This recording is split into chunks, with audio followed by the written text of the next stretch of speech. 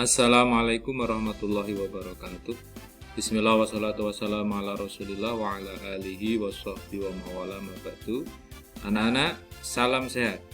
Mari kita mulai pelajaran kita pada hari ini dengan membaca Bismillah, Alhamdulillah, dan salawat. Bismillahirrahmanirrahim. Alhamdulillahirabbil alamin. Wassalatu wassalamu ala sayyidina wa maulana Muhammadin. Anak-anak, kita akan melanjutkan pembahasan tentang peta kondisi geografis Indonesia. Siap ya? Siap.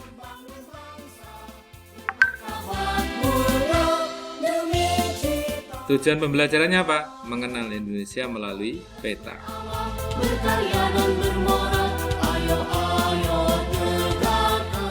Apakah peta itu? Ini peta tentang kondisi geografis negara Indonesia. Terus, apa itu peta?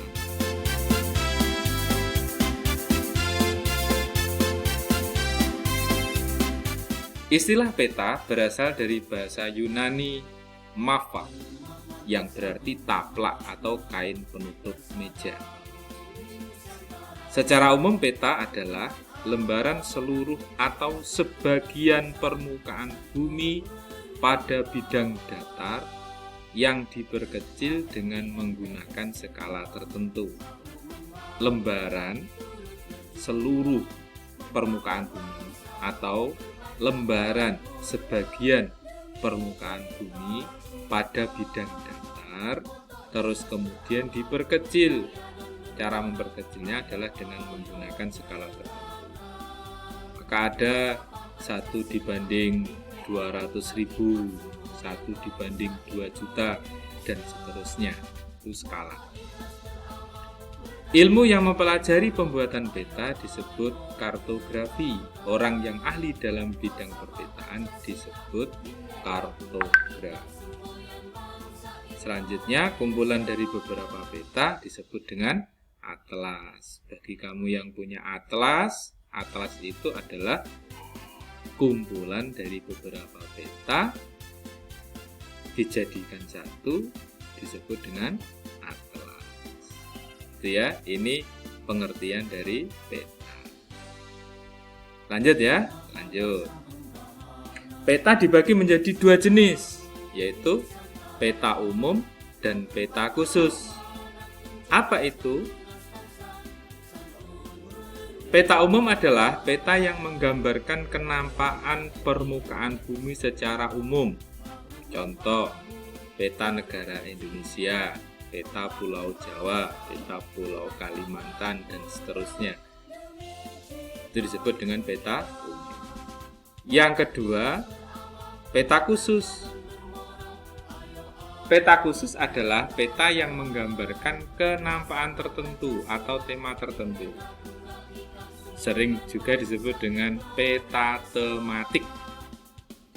Contoh, peta curah hujan, peta persebaran COVID-19, peta kepadatan penduduk, dan lain-lain. Lanjut ya, ini contohnya. Ini contoh peta umum.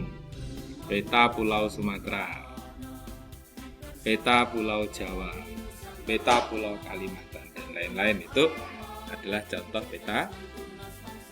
Contoh yang khusus. Nah, peta potensi perikanan budidaya Indonesia. Peta indeks rawan bencana Indonesia tahun 2012. Ini adalah contoh peta khusus atau disebut juga dengan peta tematik. Paham anak-anak ya? Paham. Alhamdulillah. Lanjut. Komponen peta. Peta yang baik mempunyai beberapa bagian yang memudahkan pembaca membaca peta. Ada komponen-komponennya. Apa? Peta yang baik itu terdiri dari apa saja komponennya?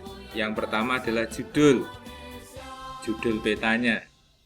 Ini biasanya letaknya ada di atas. Terus kemudian petunjuk arah. Jadi peta yang baik itu ada petunjuk arahnya. Biasanya berapa simbol arah mata angin, mana utara, selatan, timur, dan baratnya. Terus kemudian ada skala peta. Peta ini dibuat dengan skala berapa?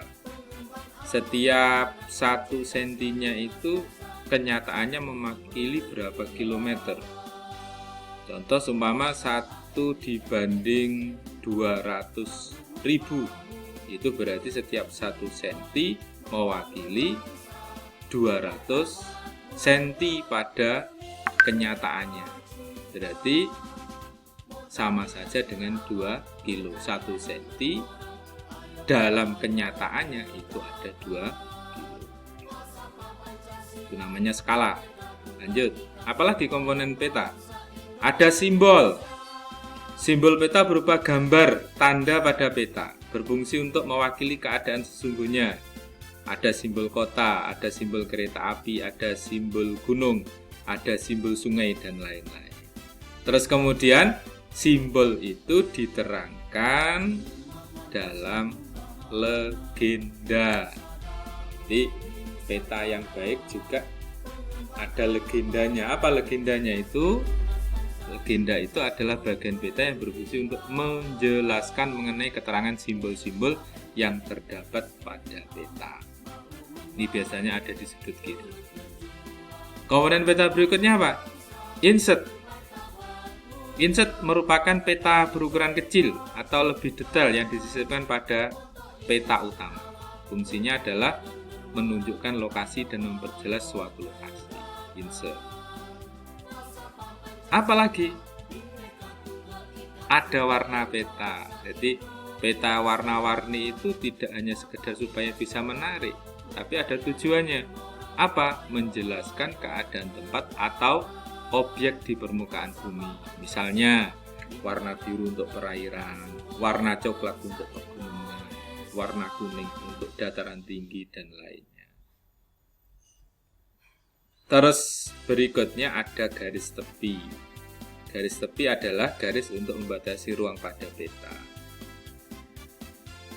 Lanjut ya, lanjut. Ada garis astronomi. Garis astronomi itu apa? Garis tipis yang melintang dan membujur pada peta. Ada yang melintang, itu berarti dari atas ke bawah. Dari atas ke bawah, itu berarti dari utara ke selatan. Ada yang membujur dari barat sampai timur. Garis astronomis merupakan garis khayal yang dibuat dan digunakan dalam rangka mempermudah menentukan posisi suatu tempat di muka bumi. Garis astronomis dinyatakan dalam bentuk garis lintang dan garis bujur. Apa garis lintang? Garis lintang adalah garis khayal yang melingkari bumi dari arah horizontal. Arah horizon itu maksudnya adalah dari barat ke timur atau dari timur ke barat. Garisnya mendatar. Ini garis lintang. Terus kemudian apa garis bujur? Garis bujur disebut juga dengan garis meridian, adalah garis khayal yang melingkari bumi secara vertikal, membujur dan menghubungkan kutub utara dengan kutub selatan dari atas ke bawah. Di garis bujur disebut juga dengan garis meridian. Kedua garis ini adalah garis khayal, maksudnya dalam kenyataannya bumi kita itu tidak bergaris. Lanjut ya, lanjut. Nah, seperti ini contoh peta yang lumayan lengkap.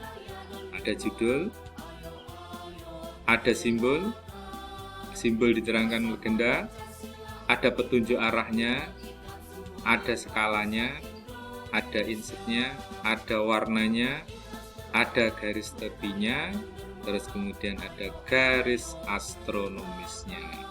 Garis yang dari atas ke bawah disebut dengan garis bujur, kemudian garis yang dari kiri ke kanan atau dari barat ke timur itu disebut sebagai garis lintang.